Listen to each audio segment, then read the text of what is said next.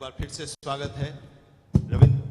रविंद्र जायसवाल जी मंत्री हैं हमारे साथ उत्तर प्रदेश सरकार में, और इस कॉन्क्लेव में आज इनसे हम इनके विभाग के बारे में जानेंगे। रजिस्ट्रेशन वाला डिपार्टमेंट है और ये विभाग आमतौर पर चर्चाओं में तो कम रहता है, लेकिन फाइलों में इसको लेकर बहुत चर्चाएं होती हैं। हमारे साथ हमारे सहयोगी समृद्ध मिश्रा भी हैं।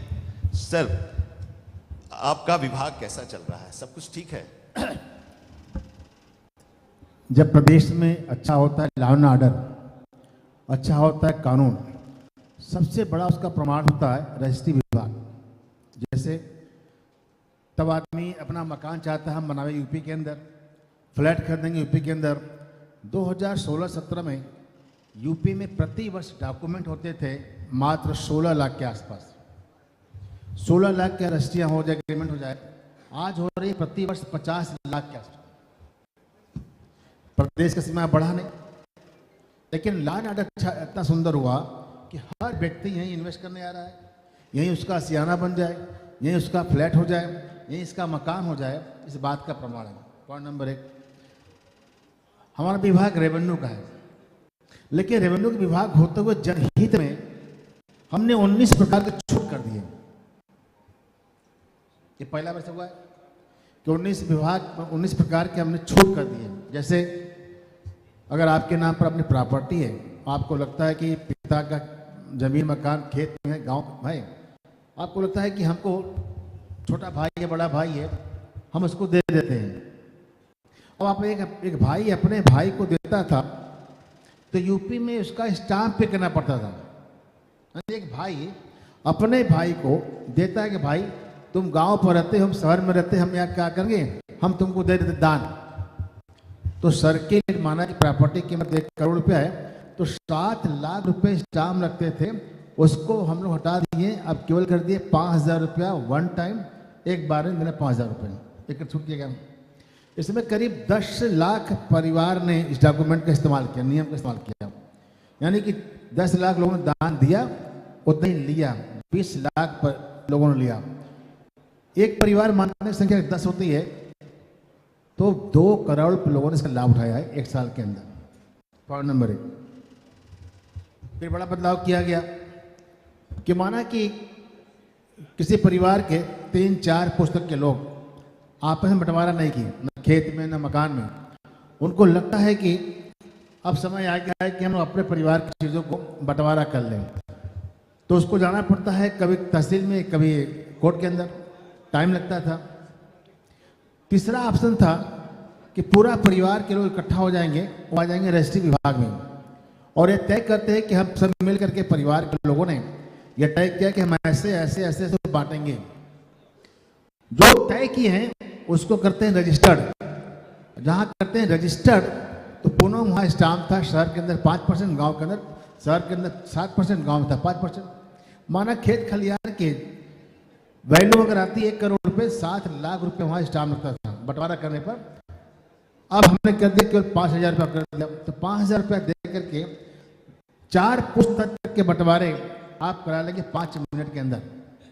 आपको बार बार तहसील जाना, सिविल कोर्ट में जाना, परिवार के खिलाफ मुकदमा करना, इससे बचने के लिए पूरा कुटुंब परिवार अपनी जो बातें सहमत की हैं वो हो जाए रजिस्टर्ड। तो पहले था स्टैम्प 7%, अब हो गया केवल 5,000 रुपये। ये बदलाव किया गया, इसका लाभ उठा रहे हैं। यूपी के अंदर लोगों को मकान देने पर, किराए पर देने पर डर होता था। लगता था कि किराए पर दे देंगे, बाद में फंसा लेगा, स्टे ला देगा। तो भारी संख्या में बड़े बड़े कोठी में लोग मकान में रहते हैं अकेले, उनको लगता है काश हमें कोई अच्छा सा किराएदार मिल जाए। किराएदार तो मिल जाएगा, लेकिन डर से लगता है बुजुर्गों की कहीं कब्जा न कर ले। 2023 में माननीय मोदी जी की सरकार ने रेंट एक्ट में बदलाव किया और ये कर दिया कि जो चीज़ें एग्रीमेंट में लिखा गया, यानी कि एग्रीमेंट है वो रजिस्टर्ड है, तो कोर्ट और प्रशासन उससे इतर नहीं जाएगा। माना कि आपने किराए पर दिया, इन्होंने किराए पर लिया, उस पर लिखा 4 साल के बाद खाली करना होगा, तो 4 साल तक आप खाली करा नहीं पाएंगे, और 4 साल बीतने के बाद खाली उसको होना है। लेकिन आपका एग्रीमेंट होगा रजिस्टर्ड। यहाँ भी स्टाम्प लगता है 4%। यानी कि अगर आपने 20,000 महीने पर किराया पर दिया तो 20,000 गुणे 12 महीने गुणे 4, तो इस पर आएगा स्टाम्प 48,000, हमने कर दिया केवल 500 रुपये। लेकिन देखिए एक चीज़ ये भी है, स्टाम्प में जो रिवाइज किया गया सरकार के द्वारा, उसका पिछले दिनों कहीं ना कहीं अधिवक्ताओं द्वारा भी बहुत विरोध किया गया और सरकार से लगातार प्रश्न किया जा रहा था। इस विभाग के जितने हमने नवाचार किया, आज तक कोई इसके खिलाफ बोला नहीं, सबने इसका वेलकम किया। जनहित के लिए छोड़ा गया रेवेन्यू, जनहित के लिए किसी ने कहा है कि टैक्स का सिस्टम ऐसा होना चाहिए, समुद्र से बादल उठाता है पानी और फिर उसको बरसात के रूप में जनता को सौंप देता है। तो हमारा सिद्धांत यही है कि टैक्स तो लीजिए, वापस जनता को मिलना चाहिए, और इस प्रकार से ये सारी छूट की गई। इस बजट पर आपकी क्या प्रतिक्रिया है? यह बजट शिक्षा पर चला गया और यह चिकित्सा पर। हमने चिकित्सा में और शिक्षा में जो पिछले वर्ष से हमारा बजट था उसे बढ़ाया गया, किसी किसी में बढ़ा दिया गया 88%, जो हमारे पास नहीं बढ़ाया गया 12%, यानी कि लगभग चारों शिक्षा में पिछले साल की तुलना में इस बार के बजट में किया गया फोकस। कौशल विकास के माध्यम से नौजवानों को हाथ में रोजगार हो जाए, इसलिए सरकार ने पिछले बार की तुलना में 88% का बढ़ाया है इसमें दर। सेकेंड फोकस किया गया, निर्माणों पर विस्तार किया गया, सड़कों का निर्माण हो जाए, पुल का निर्माण हो जाए। सरकार इसके लिए 27,000 करोड़ रुपया दिया। और सबसे बड़ी बात है, शायद अभी आप लोग का ध्यान गया नहीं है, कहीं पर हम जान लिया है, सरकार ने नई विधानसभा को बनाने के लिए भी इस बार दिया है, रखा है पैसा 100 करोड़ रुपया। यानी कि अब उत्तर प्रदेश में नई विधानसभा का भी निर्माण होने जा रहा है। यह सहारा वाली जो बिल्डिंग थी सरकार को, जो पूर्व सरकार ने उनको दिया लिस्ट पर नगर निगम ने, वो निरस्त कर दिया गया। और निरस्त करने के बाद नई विधानसभा के निर्माण के लिए इस बजट में 100 करोड़ रुपया रखा गया।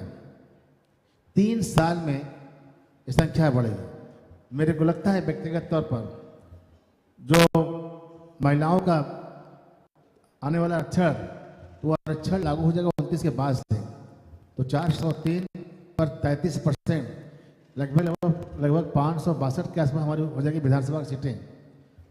यह छोटा पड़ जाएगा, वह नया बनने जा रहा है। अपने मंत्रालय के बारे में और इस बजट के बारे में आपने विशेष तौर पर जानकारी दी, बहुत बहुत धन्यवाद सर हमारे साथ इस कॉन्क्लेव में शामिल होने के लिए। और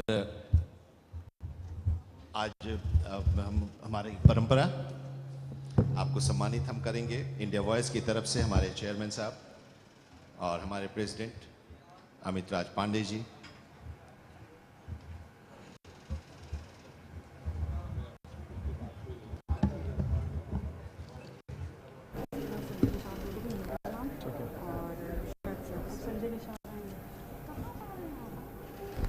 तो एक बार फिर से जो है तालियों के साथ स्वागत करिए हमारे मेहमान का, जो हमारे साथ जुड़े, अपना समय यहाँ निकाला और अपनी बात जो है यहाँ पर उन्होंने रखी है। तालियों के साथ आप सभी जो है